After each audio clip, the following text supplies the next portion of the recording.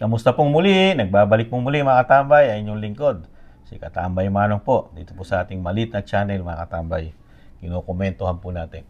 Ito po mga katambay, nakakalungkot lang po mga katambay. Na sa kabila po ng mga issue po ng Commander-in-Chief, ang pamilya, ang anak, ang First Lady, pero nananatili po silang tikom ang bibig. Nung una po, agresibo po ang mga Alipores, ang mga sinasabing tagapagtanggol, kasama po ang media, mga congressman, mga senador, mga hindi binabayarang mga GCash vlogger, Isimada vlogger, na talagang sinasabi nila, na hindi totoo ang video na lumabas sa ating Pangulo, mga katambay. Kasama po mga magagaling na sekretary po, di ba? si Gibo Chidoro, di ba? At yung sinasabing Abalos sa DILG, di ba? At pinatunayan din ng sinasabing PIDEA, ng ahensya ng PIDEA na peke. Pero ngayon, lumabas na mismo ang Cathy Binag, mga katambay. Ito, nagpasabog na naman siya no isang araw, mga katambay. Nagpasabog na naman sa First Lady naman na talagang, talagang binabanatan ng ito, medyo na po ito. Hindi na po pwede ito sa mga kabataan dahil ito pong issue na pinasabog medyo hindi po maganda, mga katambay. Dahil ito raw po ay naikiapid bilang isang First Lady, tapos Pangulo ang asawa, ikaw ay naikiapid, mga katambay. Naikiapid po ang pasabog dahil po daw ito paglulong sa droga. Talagang wala na sa sarili at nakikipag-sex na, mga katambay, ang First Lady. Pero tikom pa rin ang bibig ng pamahalan dito, mga katambay. Ito, pakinggan po natin si Cathy Binag, kasama po si Maharlika, mga katambay. Okay? Pasukin ko yung mundo mo nung nasa expo pa. Correct. Ano ba yung kinukwento niya, yung personalidad ni Lisa Marcos? May mga naalala ka ba na during that time, alarming na kinuwento niya? Dito Sorry, nawala ka. Ano yun? Sorry. Okay. Ano yun? Cathy, so, nung time na kayo pa ng expo na si TBF, for sure, for 10 years, di ba? Para kayong husband and wife niya na lahat ng kwento mo. Yeah. So, ano yung mga natatandaan mong kwento niya sa'yo patungkol muna kay Lisa Marcos? Well, siya yung siya yung sabi niya na, kunwari, sometimes kasi I don't attend parties, diba? Siya lang mag-a-attend kasi nga, it's either nandun yung kids niya, nandun din yung ex-wife niya. Tapos parang ako naman, respeto rin. Parang I don't want na lang to go there, parang hindi na kami pag-usapan. Alam mo yun, diba? Binibigay ko yun. Kasi gano'n naman yung ugali ko, diba? Parang I have nothing to prove naman. Yes. So siya nagsasabi na, ano ba naman yan? Kahit sa party, yung mga bata ino-offeran. Alam mo, yung gano'n, sabi ko, ha? Ino-offeran ng polvoron. Sabi ko, seryoso ba yan? Oo, sabi niya. Tapos sabi niya, grabe, mga tambay, Di ba pasabog sa party pagka nakagamit na. Pati mga anak, mga bata, ino-opera ng pulburon. Mga tambay, nakakaawa lang po. Pagka pala lulong na sa droga ang gumagamit ito. Wala na halos pagmamahal pati sa mga bata, sa mga anak na sa paggamit nito, itong droga na ito. Pero ito, hindi iniimbestigahan to. At hindi pinapatulang ng mainstream media ito, mga tambay. At wala na rin nagtatanggol yata ngayon sa mga GCash vlogger at Isimada vlogger, mga tambay. Inililis na po nila ngayon ng topic. Nilalagay na po nila sa mga Duterte. Di ba, mga tambay? Pero ito si Cathy Binag, napakatindit, napakatapang po, mga tambay. Hindi natatakot sa gobyerno ngayon. Ito po, pakinggan pa natin. Na ano lang po ako. Pati mga anak, mga bata. may isang wedding ng very, very close nila. Next time ko papangalan. Kinasal. Tapos, dun sa banyo, nag-o-offer sa mga bata. Alam mo, nakakalungkot. Kasi magulang din siya. Si Lisa ang nag-o-offer. Si Liza. Okay, oo. okay. Yeah, so, nakakalungkot. Mga tambay, hindi na nahiya. nag-o-offer ang First Lady ng droga, cocaine. Ayon dito kay kay Cathy Binag. Ano lang po, nakakalungkot lang po. No? Mismo, First Lady, nag-aalok. Ibang klase, di po ba? Ibang klase. Ko lang dito napapangalanan mo sa susunod na interview. Yeah. Okay. Alright. Ay, nagtatrabaho din sa kanila eh. Sa Malacanang. Ngayon? Mukhang mayroon na akong clue. Okay, sige, tuloy mo yung kwento. Bago natin ituloy, pambihira, nagtatrabaho rin sa Malacanang. Ibig sabihin, kagrupo ito ng Voltes 5, mga katambay. Yung mga nahando sa grupo na yun, kasama sa inaalok, ibang klase, mga katambay. Tuloy natin. So, sabi ko nga, 'di ba? Todo na natin 'to. Andito Todo na natin. 'Di ba? Parang pero ako inaano ko lang hinihinay ko kasi syempre in a way naawa ka dun sa bata. Pero sabi ko nga may marinig lang talaga akong pitik kasi may narinig ako na parang seryoso. Anong year ang kasal?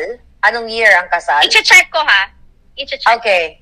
Pero Kasi inoferan ang naman. mga bata. When you say mga bata, eto bang mga bata na inofera ni Liza Araneta Marcos ng illegal na pulburon ay kilala mo ang mga bata? Or na-mention ba ni Tony Boy Florendo itong mga batang inoferan ni Liza ng pulburon? Hindi niya sinasabi. Kinuwento lang niya sa akin na, naku, nakakaya talaga. Diyos ko. Sabi niya, ano ba yan? Nakakaya. Yung nasa party. Hindi na bata, adult na rin. Kasi, Adult na. Ibig sabihin, mga tama, hindi, meron pa palang iba na mga kabataan, mga tama. Hindi lang sinasabi niya nung una, pati mga anak. Sila Sandro Marcos at yung isa pang anak, ang sinasabi nung nakaraan lang po araw, di ba? Ni Cathy. Ngayon, meron pa palang iba na mga bata na hindi naman daw mga bata na, mga katambay, na talagang open po pala. Pagka sila sa party nila, sa grupo nila, open ang droga, ang cocaine. Nakakalungkot. Diyan lang mga bata kasi younger than him, okay? yeah.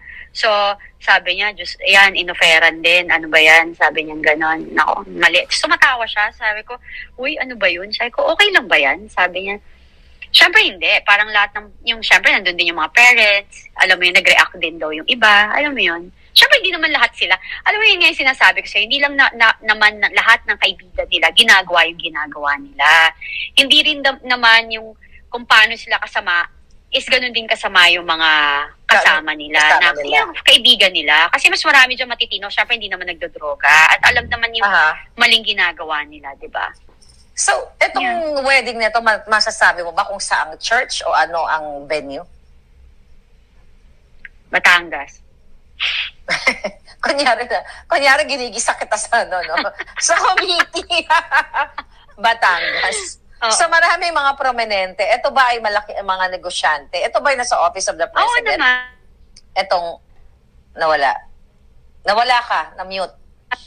Ayan, madam, nawala sorry. ka. Okay. Okay, so hindi na kita muna pipilitin kung nawala si madam. Ayan. So, ayan. I will give you time, of course, to be ready to tell who they are, kung sino man yung mga kinasal na yan. So, ano pa yung mga naalala mo nung mga pagkakataon? You know, yung, syempre, for 10 years, hindi mo maalala lahat yon, di ba? Oo, wait lang So, yeah. okay, sige. Okay. Keep sharing, mga palangga, habang wala si Cathy, magbati-bati.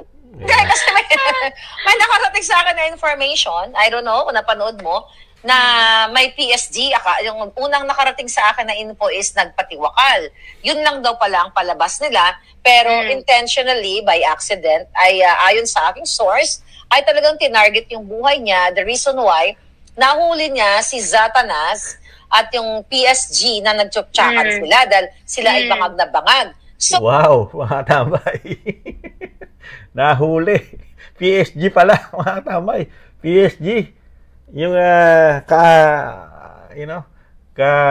kasabong ng First Lady, mga tambay. Ibang klase po ito. So, pati pala sa Malacanang, tumitira po ang mga ito at ang First Lady.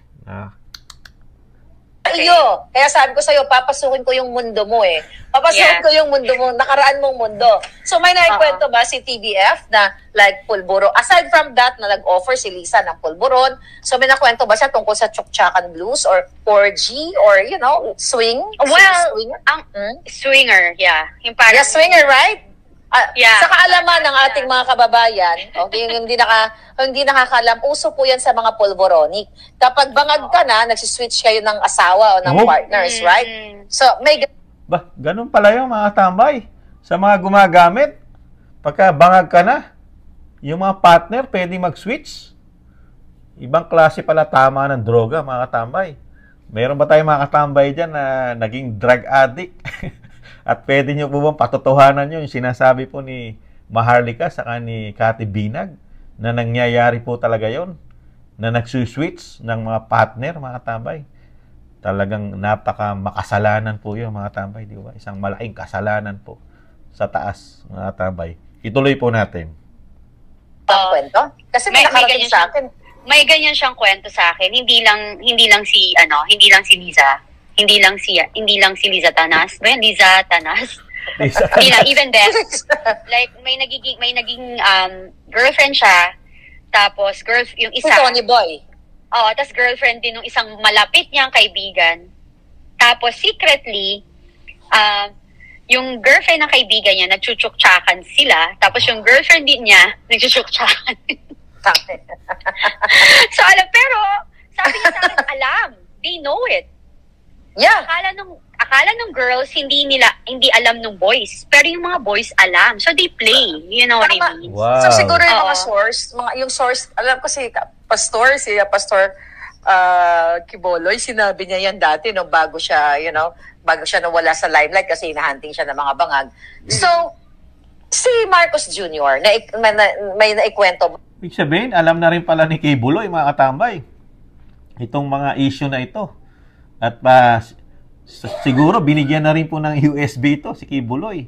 Kaya po lalo pong napasama ang Kibuloy dahil alam niya na po yung mga trabaho po na ayon po kay Cathy Binag at kay Maharlika. Yung trabaho, yung bisyo na nakarating na pala at alam na mismo na Kibuloy na ito po ay mga bangag at gumagamit ng droga.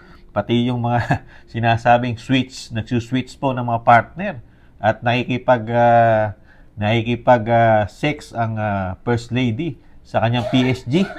Kaya pala napaaga po ang pagtatago ng Kibuloy, mga katambay, dahil dito sa mga sinasabing pag-hunting o hinahunting ng mga bangag, mga katambay. Ituloy po natin. Na-witness ka na for sure wala kang na-witness na nagsiswing sila kasi hindi ka nila isasama. Hindi ka nila isasama. So, pero hindi rin ako sasama.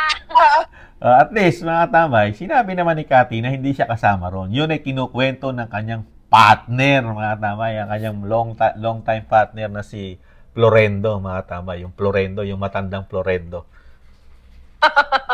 So, naikwento ba? Ang sagwa. I know. Ay, hindi ka naman bangag. So, definitely, the fact na inoferan ka ni Lisa, hindi mo tinanggap, ay hindi ka talaga sasama. Pero may naikwento ba si TBF sa'yo? Na about swing with Bangag Jr. Ako, hindi si Bibi, si Bangag Jr. Hindi siya talaga. Pero yung asawa niya, yes. Pero passing lang. Kasi to be honest, I don't wanna parang ayoko siya talaga na ma-experience ulit or makita. Klaro niya naman pa, mga katambay. Klaro niya. Si PBBM, hindi niya ginagawa yung mag-switch ng partner. Pero itong First Lady, nakagawa na ng paikiapid o maipag-sex, mga tambay, sa ibang lalaki na hindi si Presidente Marcos, mga tambay. Nakakalungkot, First Lady. Tapos isang abogado yan. Isang abogado rin po ang First Lady, pero pagka po talaga lulong ka sa droga, talagang kahit na anong abogado ka, mayaman ka, kilala kang tao, nasa oligarko ka, nawawala po pala ang katinuan sa droga. Talagang iba po ang droga, mga tambay. Ituloy natin. Or anything. Kasi nga, I have bad experience with that, diba? Ayoko nga ng drugs and everything. Kaya nga sabi ko sa'yo, they hate me to the core, I guess, because I don't do it. Sinabi naman Parang- niya sa'yo, di ba, ni Lisa, na why are you here? If Why you're are you here? Why are you here? Yeah, why are you here if you're doing the pulburon?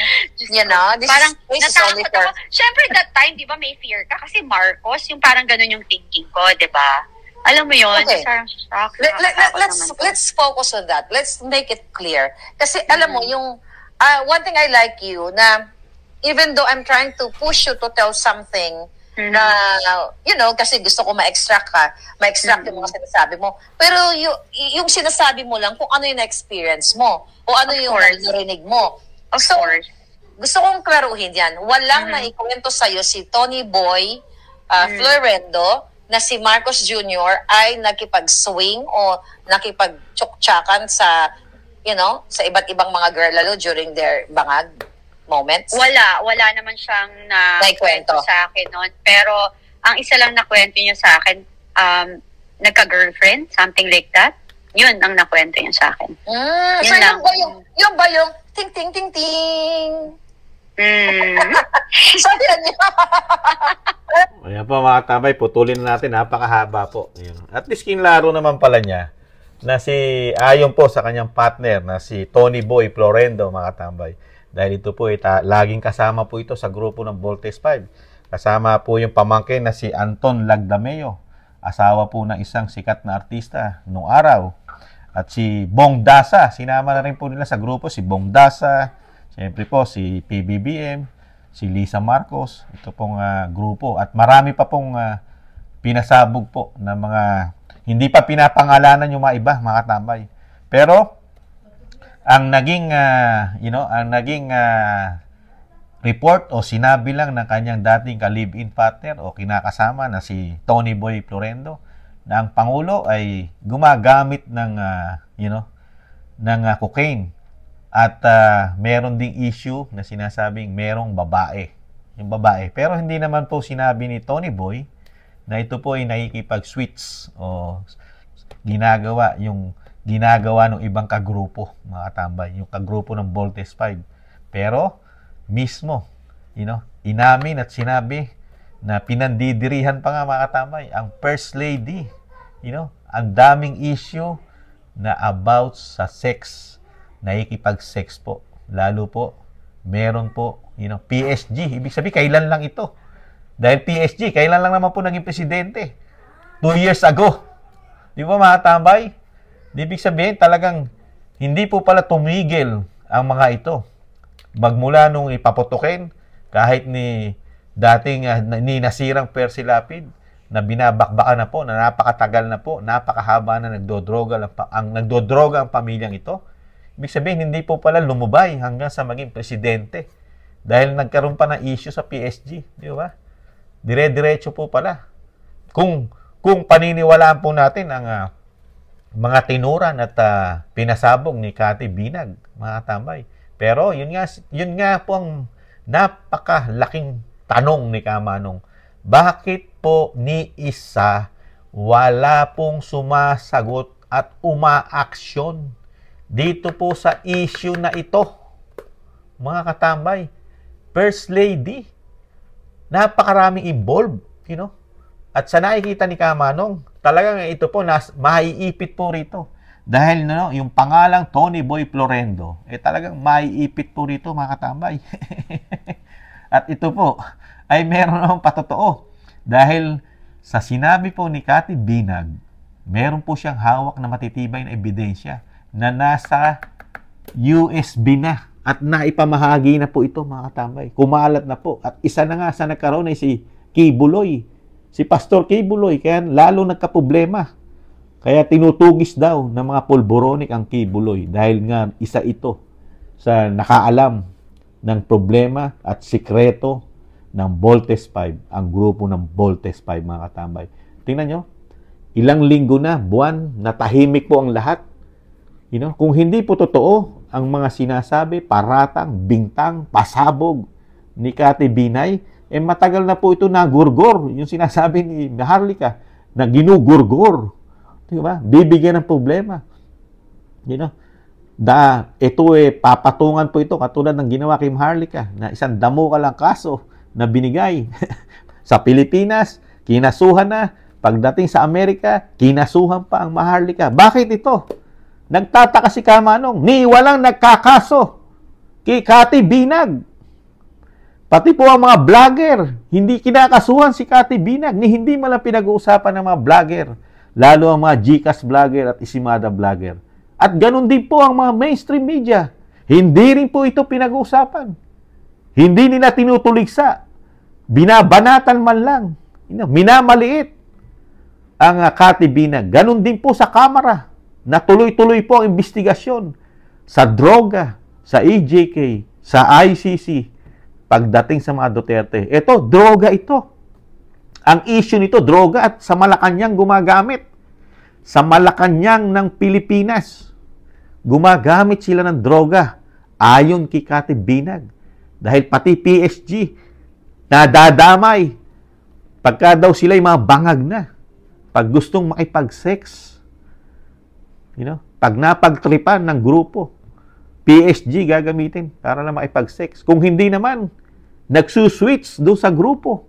Yung may mga kasakasamang babae na tumitira din at mga bangag. Mga katambay. Ang lalakas ng loob ng mga ganitong witness. Ito po'y kalat sa buong mundo dahil teknolohiya na po tayo. Pag ito po'y i-download mo sa YouTube, hindi lang mga Pilipino makakapanood nito. Ibang lahi. At yung mga Pilipino sa buong mundo, kakalat ito. Pero, hindi pinapansin ng first family. Okay lang. Okay lang sa kanila. Sa first family, nakutsain at pagsabihan na naipag-sex ka sa hindi mo asawa, okay lang po. Tanggap na tanggap nila lahat. Ng Pangulo, ng First Lady. Tanggap nila na sila yung mga addict, mga user, mga, mga cocaine, mga addicted. Tapos ngayon may mga sex pa. At ang hindi pa ang isa pang hindi maganda, nakikipag-sex ka sa PSG. Mga katambay, First Lady ka. Isa kang Araneta, isa kang Marcos, PSG. Mga katambay, pagka bangag. Gising naman po tayo. Gising po tayo, mga mambabatas. Imbestigahan nyo po. Pagka ganito po, lalala ng lalala. At wala pong pupuntahan ang ating bansa. Iba na po ang magpapatakbo ng bansa pagka ganyan. Pagka ang issue na pinapuputok po ni Cathy Binag, totoo, ito hindi lumulubay sa kakadroga, wala pong katinuan. Ito po, mapapasunod lang ito. Kaya, sa nakikita natin problema ng bansa ngayon, puro release na lang po. Puro statement. Statement, release na lang ginagawa ng Pangulo. Di ba? Binabasa na lang po niya sa mga Pilipino ang darating sa kanya na report. Babasahin na lang niya. Puro basa na lang, mga katambay. Pero sa paggawa at sa mga sinasabing ideas na para makatulong sa sinasabi ni Vice President Sara Duterte, ang problema ng bayan ay kahirapan, kawalan ng trabaho. Paano matutupad ng isang pangulo kung totoo na siya lulong sa cocaine? Mahirap kang magkaroon ng political will. Lalo ang First Lady na nakikipag-sex pa. Meron pa mga issue na sex. Gurgo o sinasabing ni Cathy ni Maharlika na katsuktsukaran. Katsuktsukaran. Talaga yung mga salita na katsuktsukaran. Hindi nila sabihin na ipag-sex Di ba mga tambay? Ibang klase. Kinatatakutan na po ngayon ng isang babae na katulad ni Cathy Binag. Lalo po ng matatapang na DILG Secretary nung unang labas ng video. Kahit tatapang, di ba? Kinasuhan pa si Maharlika. Di ba? Ganon din po ang Department of Defense natin, di ba? Ang Department of Defense, di ba? Na si Gibo Chidoro, napakatapang ipinagtanggol, di ba? Ang PDEA, ang NBI, di ba? At ang DOJ Secretary. Pero ngayon, puro bulag, puro pipe, bingi. Ayaw man lang nilang imbestigahan. Walang magsalita kahit media. Ngayon kaya mga katambay, magsasalita po kaya sila? dahil sa pinasabog po ni Kati Binag na nakikipag-sex ang First Lady, lalo pagka bangag. Wala nang pinipili. Pagka nagustuhan, katulad ng PSG. Ngayon kaya, matindi pong kahihiyan ito. Lalo po sa buong mundo ng First Lady, pag pumutok po ito lalo, na nakikipag-sex sa kanyang gwardya. Di ba? Kahiya-hiya po to. Ang puputukan po nito, ang damage po nito sa Pangulo. Pangulo ka ng Pilipinas, yung asawa mo, First Lady, nakikipag-sex sa gwardya, sa kanyang bantay, PSG. Di ba? Nakakahiya po ito sa mga presidente ng buong mundo. Dahil ang Pangulo ay presidente, kilala po sa buong mundo ang presidente ng Pilipinas. Tapos meron kang issue na ang asawa mo. Di ba? Tapos may issue ka pa ng droga. Walang ginagawa ang pamahalaan na para linisin. Para questionin mo. Imbestigahan mo itong babae na to, si Kati Binag. Wala kayong yagballs. Lahat kayo. Magmula sa Senado, Kamara. Wala. Pati NBI. Saka itong tumutugi sa droga. Di ba? Di ba? Matindi. Wala lahat. Talagang pati news, blackout. Pati sa Senado, sa Kongreso, sa Kamara, blackout sila sa issue ni Kati Binag. Di ba? Pati NBI. Di ba? Pambihira. Blackout. PNP, blackout sa issue. Pambihira. Ibang klase. First time nangyari ito. Samantalang pagdating sa issue ng mga Duterte, para lang mapag-usapan, mapagtakpan ang issue ng pamahalaan sa droga. Kukuha pa ng ebidensya, kukuha pa ng testigo sa kulungan. Para lang masabi na ang totoong addict, ang totoong drug lord, ang totoong problema ng bayan ay ang mga Duterte dahil meron kami ebidensya galing sa kulungan. Sa pangunguna po ni Jimmy Guban, mga katambay, ni Jimmy Guban. Ganun po katindi. Kayo po mga tambay, ano po sa tingin nyo? Bakit kinatatakutan si Kati Binag? Lahat sila takot. Media, Kongreso, Senado, Pangulo, First Lady, kasama Gcash vlogger at ang mga Isimada vlogger. Bakit po sila lahat tahimik, takot? Ano po sa tingin nyo mga tambay? Malaki po ba ang katotohanan at ang hawak na ebidensya nito ay tawang katotohanan lamang kaya lahat po sila tahimik? Ano po sa tingin nyo mga katambay? Di ba? Salamat po ng marami mga katambay sa nakagusto po sa ating maliit na channel. At hiling po ni Kamanong na sa lalong mabilis, madali, lumabas po sana ang katotohanan sa issue dito po sa pahayag ni Kati Binag mga katambay. Hiling po ni Kamanong sa lalong mabilis. Muli po, maraming salamat po sa nakagusto po. At syempre po sa mga nagla-like, share, comment. Nababasa po natin yan mga tambay. Maraming salamat po at sa mga nagsusubscribe. Sa muli po, paalam muna. Bye-bye. Ingatan nawa.